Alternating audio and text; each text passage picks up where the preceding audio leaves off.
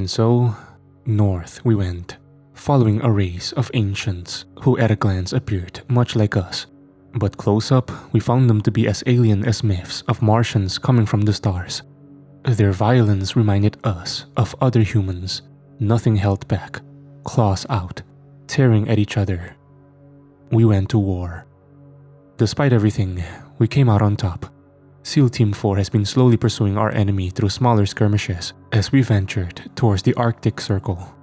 Naval assets requisitioned to assist us on a larger operation have been aiding us in slowly encompassing them. The more stragglers we catch, the more corpses we have lined up on the deck of a carrier. Chief and I went to inspect the group that some coasties had captured, a hard-charging MSRT unit. They're those guys that jump on the top of Narcos subs, banging at the hatch and meet confused occupants with a barrel to their face. The deep-sea beasts never stood a chance. Whatever they did had them damn near in pieces as we went up to inspect. It's easy to dissociate when they're like that. Dead, lifeless, a fish monster with all too human-like appendages that somewhere along the evolutionary line had taken a submerged turn. Even then, that's just a theory. We were questioning the agency's spook, Miller, about it within the bowels of the storage room on transport. I have worked with plenty of federal sector dudes while in the teams. Cross-organization operations are nothing, and by all technicality, this operation isn't even our first Omega deployment. That being said, it's sort of a toss-up on whether or not they're trustworthy. I mean, sure, it's for the good of the American people and all that fucking bullshit. But let's not kid ourselves. CIA has a history.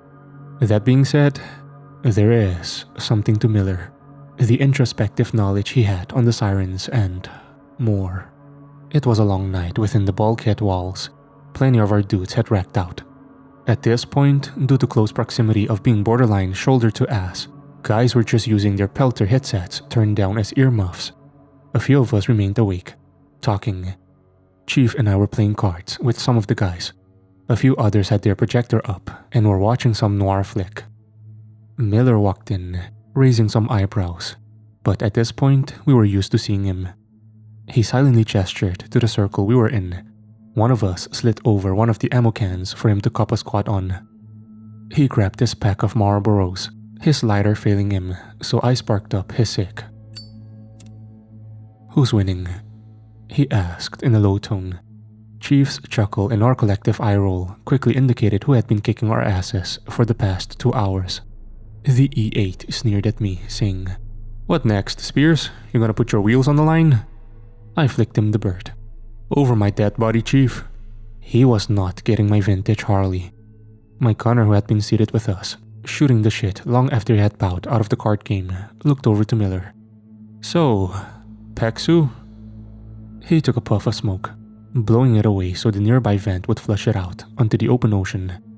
"What about it?" We'd gotten the welcome brief to the Joint Paranormal Operations Coalition that fate had stumbled us into like a new-to-the-fleet clean trident meeting his first dependopotamus at the bar. 2 things came out of that talk and the little folder that came with it. First, this shit was one of probably a dozen campaigns currently ongoing, 100 having been completed, and maybe like 20% had some sort of positive conclusion. Second was a damn near 100 nations all came together and somehow we were strapped for men, room to breathe, and on the back ropes. "So what, the Chinese are monitoring the sirens too?" my gunner asked as Miller made a rolling hand gesture. "On their own terms, yeah." Chief raised an eyebrow as he played his hand. "So what, are they not with us anymore?" Miller shook his head. "Nah, them and the Russians bowed out after Ukraine." There was something oddly frustrating about the fact that, supposedly, a multi-societal cult that had parasitic veins stretching from ancient Central Asia to the New World, disappearing millions of people a year, had its noose tied around the world's neck.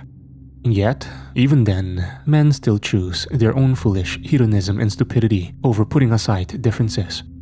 As far as Miller knew, the sirens weren't even an act of the cult. No, as he detailed, something's gotten into them on their own. I don't know what, but there doesn't seem to be any Velmoth Baraka intervention.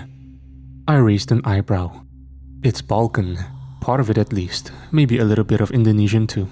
Time ends is what we think it means. It has no traceable origin. The only record we have was Pexu's chief encountering a surviving member, repeating it over and over. Found during the siege of Krosny nearly 30 years ago. Blackwood Brotherhood is a term the Germans came up with after the KSK encountered them in the dark woods. Brotherhood of the Blackened Wood. 1,000 years of ancient history is bubbling up around us, and it's only getting started. I scanned the floor, debating about what to ask next, just as Chief absolutely ended the game. Royal flush. Fucking bastard, grinning as he took the pot. I sighed as I tossed my hand. Pimu, right? Miller shrugged. Formally, but yeah. What's your play? This for some deep cover agency op? How'd you get into all of this? Miller seemed to pause, his stone-faced mug layered with scars as he slowly took a drag from a cigarette that finished it off. He flicked the butt into a small can we had been using as a trash can nearby. His breaths were slow, methodical. A slight furrow of his upper lip showed he made up his mind. I'm one of the last non-compromised assets within the Central Intelligence Agency. The director herself is surrounded. I got into this a while back. Kandahar. We were tracking down a missing ODA that was supposed to be conducting advanced reconnaissance for 75th Rangers during the winter search. Instead, we found an ancient being of Judeo-Christian origin stuck a telephone pole-sized spear straight through the chest of a radio operator. We all paused, gears slowly moving in our head as Chief leaned forward. That was you? Yeah, I was a fucking fresh out of the activities center pipeline kit back then. Now, shit. The infiltration of Velmoth Baraka pretty damn rampant. Doesn't help that, day by day, their shell in the new advent keeps bringing more people in through their evangelist rehab centers, food kitchens, community programs, and disappears as statistics. New age missing 411. Miller's all too frustrated sigh sounded human, right down to the slight head hang as he looked up at us, then at me. Why am I here? I don't know. Maybe I do have a bit of hedonism in me. I like the money, the opportunities the CIA brings, but none of that is going to matter if there's no world left after it. That and I'm sincerely fucking tired of watching kids get kidnapped, trafficked, indoctrinated, killed by cultists, or torn up by monsters. That good enough? Yeah, that was good enough. Late into the morning, Miller walked into our metal cave for a different reason. Get up, Frogman. We've got them. Through long-range sonar tracking, drones, and mapping the movement of our enemy hitting into the Arctic Circle, we managed to figure out where they were hitting. An Arctic research vessel, having made its way out of port from Anchorage, was now on a direct course for the North Pole. The vessel wasn't as large as the Amity, boasting a crew of maybe a dozen. It was marked having worked in partnership with the United Nations for deep-sea studies of Arctic marine lifeforms. At least 37 of those fucks were confirmed to be converging on it from multiple vectors. I have worked within Arctic maritime conditions before. It always sucked. The only people I've worked with that can stomach that shit are the Scandinavians. Even then, those frosty psychopaths laugh when they take dips in ice water. Thankfully, our maritime assault suits manage to capture body heat. When it's all zipped up, we actually feel relatively warm. The downside is we crawl out of them smelling like a fucking zoo. Due to the escalated threat, we would be attacking two-prong. Alpha Platoon was going to approach by Zodiacs. A plussed-up force of SWIC would be accompanying us as well to ensure the losses of the Amity were never repeated. Likewise, we were being given a much larger air presence. MH-60's Seahawks. The Blackhawks' light gray maritime cousin were going to be covering our hits with door gunners at the ready. I ensured my gunner was ready, prepping his MK-48. We went through all of his belts of 7.62 and ensured there were no kinks. The battle group that had been carting us as well didn't spare any expense. A supply clerk brought down a crate of grenades, citing, "The Admiral says this is on him." As we finished our preparations, Miller walked in sporting a black soft-shell kit with a 3-antenna radio, a belt, placing a boot on a nearby stool and ensuring his cold weather trousers were good to go. Chief raised an eyebrow. "Nice dress." "I'm rolling with," Miller noted, carrying an MP7 on a single-point sling. No matter the amount of shit we've been through, nothing prepared us for that drop into the Arctic water. My lungs damn near tightened up, crawling deep into my chest, and for a moment it felt like I was suffocating.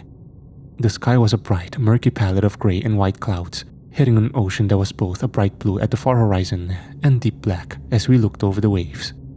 Snow was coming in now, unnaturally fast, as it screeched so loud it was hard to hear. The pelters protecting our ears from frostbite, yet I could still feel the razor blade sting just at the edges. Overhead, the Seahawks followed, fighting the winds that tried to push them down into the depths. Captain Daughtery and Chief were on their own opposing craft as we popped and hopped over the high waves as they tore apart the ocean before us. Miller rode in my craft, standing, hanging onto the upper platform the Swick driver was mounted in. Far to our 12 o'clock, we could see it. Arctic research vessel Wren. Miller's voice spoke through our comms. Alpha 6, this is Viceroy. Be advised, immediate communications from the vessel indicate Parafor presence had been skirting them for hours. Reportedly, they had taken the upper deck. They're requesting immediate evac. My team and I shared a few silent glances. Chief immediately responded. Viceroy, this is 6. Why the fuck didn't they tell us sooner? No idea. Daughtery responded. 6 to Viceroy. Good copy on all. Break. Alpha 6 to Transit Lead. The radio communications were both audibly and literally cut off as several of the Seahawk door gunners opened up. In front, I could see the rotary M137 of the Zodiac's lead gunner quickly spinning up. The lead Swick officer came through. Be advised, multiple Parafor converging. Alpha element, brace, we are maintaining course. My head looked out left as I could see them, blue bioluminescent signatures darting beneath the harsh frozen waves, elegantly and effortlessly as our craft struggled to maintain a decent course and speed as we raised and dropped with every wave. Streaks of rounds tore through the cold air, leaving trails of hot mist as they impacted the water. In the distance, I could hear their screaming. Our lead Swick gunner quickly began to fire, his sector trailing left, then snapping back to the front. A trio of 3 of them came for the vessel. The lead one was massive, 7 feet in height as he leapt from the waves and was damn near over the vessel. His eyes were dark, jaws wide as his claws converged. Miller crouched as a splash of blue blood washed over us. As the M134 minigun tore through a siren, aquatic organ pieces and an intestinal tract hit the wet floor of the Zodiac and hissed as it cooled from the water and air. Craft 1, this is 3, having to maneuver close to formation. Craft 2 to Overwatch, we need immediate suppression on our rear. A group of Parafor is converging. Overwatch to Craft 2, Parafor directly to your starboard. Before I could even register, Miller's MP7 snapped up and to our right, firing as a hulk of a beast leapt over the side and onto me. It crashed into several of us, knocking some of my team free as the craft chief damn near tripped backwards.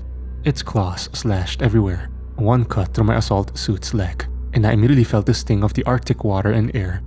My rifle was trapped between me and it, my buttstock raised as I tried to create space from its snapping jaws. I thrashed, kneeing it. It hissed at me as I could see the thousands of needle-thin teeth inside of its mouth, rows that ran all the way down to its throat. I tried to free my rifle. It was trapped. My Glock was blocked by its thigh. So, I did the only thing I thought was right at that moment. Screaming through my face gator, I took both hands and dug into the gills under its neck. It writhed, screaming as one of its clawed hands stretched at my shoulder and bicep. I grit my teeth, rage overpowering my pain as I dug my fingers deep and started to tear at its delicate aquatic lungs, taking the heel of my boot and crushing its foot. I could hear it roar in pain. Good. Forcing its head up, one of my teammates quickly brought his suppressor up to its head and fucking canoed it. Blue blood and thin bone flew into the air like confetti. As it immediately went limp, Miller kicked the thing off and shoved it overboard, helping me up. Through the harsh waves and distant gunfire, I could make out him saying, "You good?" My suit was torn and I was freezing my ass off. I was bleeding and I could feel deep gashes from the thing's claws. But it was dead, and more were dying around us. "Yeah, I'm alright." We got settled and one of them leapt from the water, high into the air, so high it managed to catch onto one of the Seahawks. We watched in horror, unable to help as it grabbed onto the landing gear of the bird. Then another sprang up and used the one hanging on as a ladder. The door gunner and crew chief drew their sidearms, firing at them as more sirens quickly began to assault the rotary beast. A few of them took rounds to the domes. They stomped their feet, sending more falling down. They took one of them, however. Two grabbed the right side door gunner and pulled him out, his harness tearing away as he plunged into the murky depths. This is Craft 2, diverting to help fallen Overwatch. I repeat, Irene Priority 2. Our craft quickly circled around as all of us had our weapons up, taking aim at a mass of bubbles and red in the crushing waves. The lead gunner let loose on some sirens a ways off, eviscerating one as we pulled up alongside. I grabbed his bloody shoulder. The aviator was screaming as large gashes had been torn into his legs, hips, and one of his arms was damn near bitten off at the forearm. Despite this, we pulled him to safety. Miller and my gunner quickly let loose on the water around as the Swick chief could be seen screaming to get his craft going. 6 to 7, we're nearing the craft. Have Alpha deploy and secure top deck of the vessel. Prep casualties for air casevac. Heeding our platoon commander's words, we quickly converged from the stepped rear of the vessel upwards. Snow was crashing down as my fucking body was getting more and more frozen by the minute. Despite this, we pushed on, firing at monsters in the mist. Despite this, no signs of the crew as we scanned around and secured the vessel. So much so as my team quickly set in, covering down on one side of the vessel, allowing a Seahawk to pull in close to retrieve their now stabilized door gunner. Chief stormed up to Miller. Where the fuck are they? Below deck, ISR didn't track any packs being pulled off by Parafor. We began to peer through the windows, careful to have barrels leading, only to see no signs of anyone within the top deck portion of the ship. Despite this, the doors were locked tight. Our tertiary team resorted to breaking out the thermite and began to cut through the rear door into the cabin shed. Lynx began to bathe the deck as we kept firing at the sirens. They weren't stopping at anything. 762 bisected them. Controlled groups of 556 easily hit them like the arrows of a modern gladiator in their skulls. Despite this, they kept diving through the waves, right up against the side of the ship. They were committed. So were we. One of them damn near vaulted the railing at the edge, only for my barrel to thrust directly into their mouth and let loose. My gunner managed to catch one of them in a mid-jump arc, sending a wave of their pile across the sky. I looped back. Our boys were halfway through cutting into the door when it opened. Chief and Miller immediately snapped to action. We've got movement. Careful. My team was motioned forward as one of the Seahawks took up our sector. The door opened and we flowed in, Chief and Miller in tow as the captain watched the deck. Inside was a man, black polo and gray pants. The logo on his shirt read, Zephyr Evo. Same company as the Amity. Thank God you're here, he said, a clean cut and a square jaw. A smile that was far too jovial for the current situation. As he went to shake Miller's hand, Chief stepped in, all of us quickly clearing what was immediately apparent to be an empty and secure inside of the top deck. Why the fuck didn't you properly alert us? Where the hell is your staff? He barked.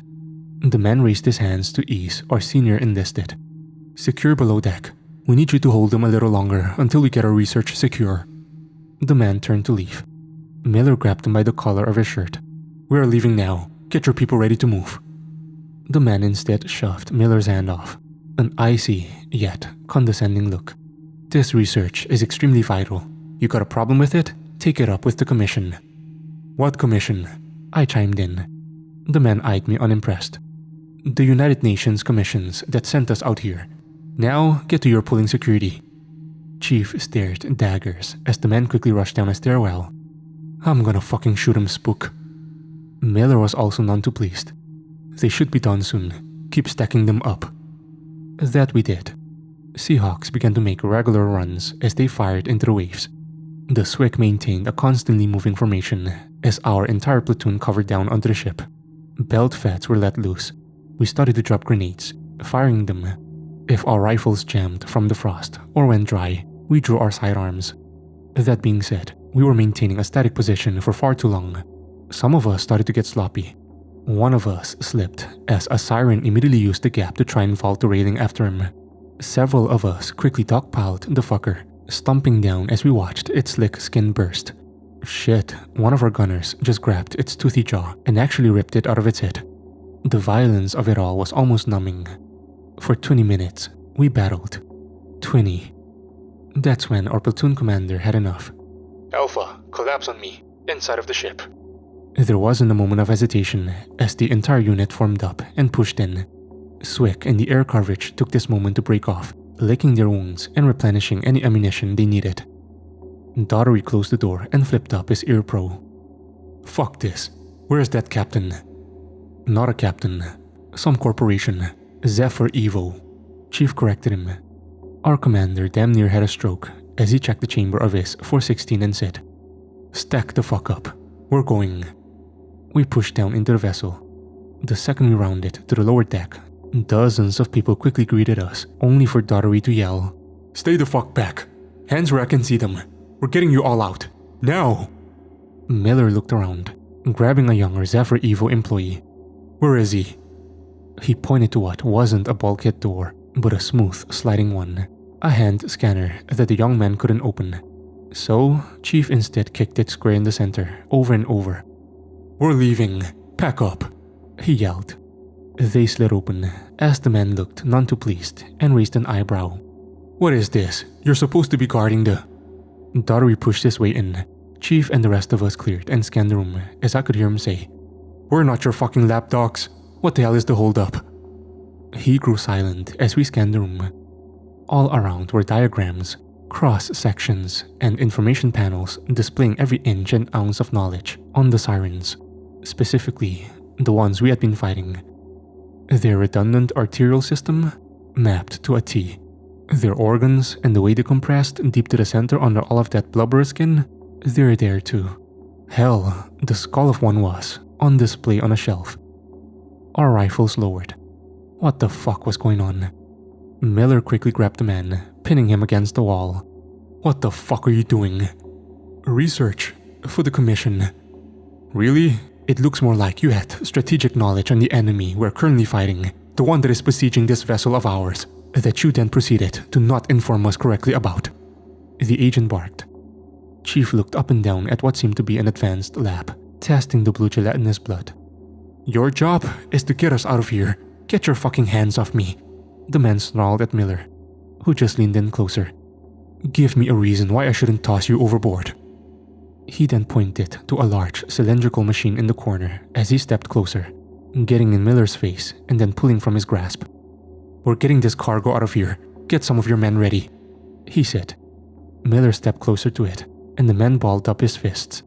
I could hear Daughtery unholster his sidearm as Chief flicked off his safety. Back away. You don't have the clearance for this, the man snarled. Miller then proceeded to aim his MP7, Daughtery his pistol, Chief, myself, and my team with our rifles, MK-48 belt-fed, and other weapons. Fine, the man said. He walked over and flipped 2 switches on either side. The curved metal panel slid under. And it was floating in the tank. The embryo, posing as a smaller version of those beasts that were outside floating. Several tubes ran to its gills. Wires were hooked up to its limbs and spine as its bioluminescence pulsated. The captain was mouth agape. Chief simply muttered, What the fuck? Miller, however, furrowed, angrily walking over to shove the man who did everything to bend out of the way of the machine. You have one of their fucking young? Are you insane? Why? Daughtery demanded. Qui tenebrosa aqua. Different to their other neighboring species in that their existence at depths far below others makes the plasma component of their almost congealed blood special. The man explained, so matter-of-fact, even with a minimum of 6 barrels aimed at him. You gotta be shitting me, Chief said, sighing in deep frustration as he too squared up to the man. All this for what? A bullshit bottom line? Oh, shut the fuck up, the man snapped, earning an annoyed head tilt from Chief. The man turned. Don't you get it? Their plasma is a vital component to saving lives. It already has.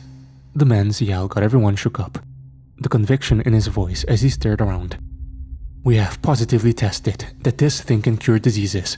Neurological degeneration? Early test subjects are starting to come around from conditions that debilitated them for a fucking decade. He turned to Miller. Parkinson's? Yeah, that too. The possibilities are endless. Yeah, and all you needed was to start a cross-species war, Daughtery remarked, the man rolling his eyes. Save me the righteous speech about harvesting the components of a species that has reaped and attacked humans for years. Since early explorers roamed the seas, they have tricked, pulled, lured, and attacked us. Who gives a damn about them? You realize these things are speculated to have a hive mind component, right? Miller interjected. The man crossed his arms. Confirmed, actually. They've been tracking you this entire time, Daughtery said, a confused raise of the brow. Yes, combat missions helped us gather more intel. The man fired back. Over our fucking blood, Chief roared. The man didn't waver. Calm yourself, soldier. We harvest vital fluids and components from animals, chopping up starfish to test their regenerative capabilities. And for hundreds of years, we've made progress. We could save an entire generation from growing up with disability they're born with. And you want to lecture me? Tell me, Captain, how many have you lost to these things? The captain stormed, placing the barrel of the gun under the chin of the Zephyr Evo project lead. Enough! Brought on by your bullshit. Just then, from the comms. Overwatch to Alpha Element. Parafor storming deck and making entry. Unable to effectively fire on without hitting the vessel. Our adrenaline spiked as my team and the rest of the platoon turned our barrels to the stairwell back up. I quickly rushed forward, my gunners and several others leaving the chamber as we formed a wall between the crew stuck outside and them. They poured down the stairwell, a dozen, maybe more. Then they stopped. They roared, hissing, paralytic venom spilling from their lips as they eyed us. Their claws scraped against the walls as the mass of them ran all the way up the stairs, probably right into the section above us. The amount of rushing and stomping we could hear got under our skin. We were itching for a fight. But this would be a mess. There was a fucking brigade of them, civilians immediately behind us, screaming, crying, muffling their woes, as we could feel the slimy breath of them on us. A line of barrels were aimed. I kept watch. They didn't move.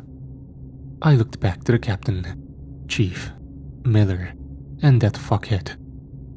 Sir? I asked, the world standing still. Daughtery looked at me, then to Chief. We're giving it back. No! The man shouted, attempting to make for the machine. Miller proceeded to hip-toss the man with fluidity that surprised me completely. The thud of him hitting the metal floor riled up the sirens, who roared with a hiss, following. We all tensed up. Miller kept him pinned to the floor with an arm behind his back, MP7 directly on his neck with his finger on the trigger and safety off. Chief slowly approached the machine. With a little rushed brainstorming, he and Daughtery managed to get the central container the siren embryo was hooked up to free. Chief was about to turn, only for Daughtery to calmly pull it from him. The fuck you doing? Chief muttered. I wouldn't ask anything of my men that I wouldn't, the platoon commander stated. The Zephyr Evo lead could only huff, only for Chief to squarely kick him in the jaw, sending teeth flying across the floor as Miller kept him pinned. Daughtery walked over, carefully, like a kid carrying hot soup at his mother's request. Each step in the slowly rocking vessel was deliberate. His eyes locked with an old siren, worn, scars all over his body that were white lines at the center. The captain muttered, "Cover me." He approached slowly, breaking the line as he stopped, holding the container out. There was a pause. They roared, which caused all of our fingers to be tight on the trigger. Then, what was seemingly the pot lead analyzed the way Daughtery grabbed the container. It reached forward, its long claws leading as the slimy pads of its hands secured it, and took the container. Then, a thinner one, a female, quickly and possessively grabbed it, her eyes and expression softer somehow, even with the horrifying jawed angler looking at them. They all roared and left. Overwatch to Alpha Element. We have several Parafor leaving. Alpha 6 to all Overwatch and craft elements. Check fire. I say again, hold fire. Overwatch to Alpha 6. Say again last. Hold fire. Overwatch copies all. The Zephyr Evo project lead, Robert Amos, was quickly apprehended by Interpol for the smuggling and illegal poaching of protected animals, along with additional charges from the federal courts of the United States for threatening active duty service members and interfering with operations of the United States military. The Pitcairn Islands, American Samoa, Peruvian and Chilean courts also joined in. Zephyr Evo was hoping to pin him as the fall guy.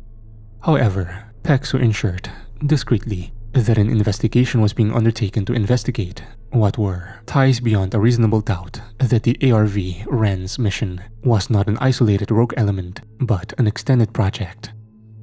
Now, Miller did preface that he could very easily be a sacrificial lamb. That being said, apparently current FBI Director Henry Langford had an invested interest of seeing where the trail of Zephyr Evo led as well. Should all go well, they weren't just getting hit with the book, they're getting hit with the Library of Alexandria. So, I guess this was a positive conclusion in a sense. Nailed the low 20% in our first operation with Pexu. Hell yeah, Alpha Platoon. They still bled us, and part of me is always going to hate those fucking things. Personally, I'm just hoping we get another opportunity to kill more. That being said, a lot of this mess could have been avoided, and the aftermath is going to be felt. The attacks haven't been as frequent from those, but more of their kin continue to prey on vessels. We got one hell of a leave ticket after this. Just after 48 hours after we watched them slink up the steps, we were throwing darts back in the States and enjoying our time. Our fallen brother won't be forgotten. I wonder if this is how veterans from wars felt meeting their opponents years later, shaking their hands with enemies from Indochina, Europe, Japan, being able to settle some. The fire and pain is too fresh though, and I'm not ready to let it go. Neither is our platoon. That being said, we're not done yet. We've been inducted into this paranormal extermination unit, and from what it sounds like, we just stepped into a larger world. I've been reading up in my spare time. Miller suggested we buy extra locks. Apparently, there's been an attack on Pexu-related units. I fucking dare them to try against Alpha Platoon or SEAL Team 4 at large. That cult can get fucked. Whoever this Belial fuck is, we're going to find him sooner or later. One thing though, it was on the news. We're getting ready to go to one of the main Pexu compounds, somewhere in upstate New York. It was that new advent puppet stooge, Ryan Evans. He was on stage, preaching about remembrance, not letting hard memories fade into the ether. All of their stupid fucking gold wristbands raised. That earned all of the eye rolls. The thing that earned a chill up more than one of our spines, probably all, was when he had that smirk and announced his run for presidency.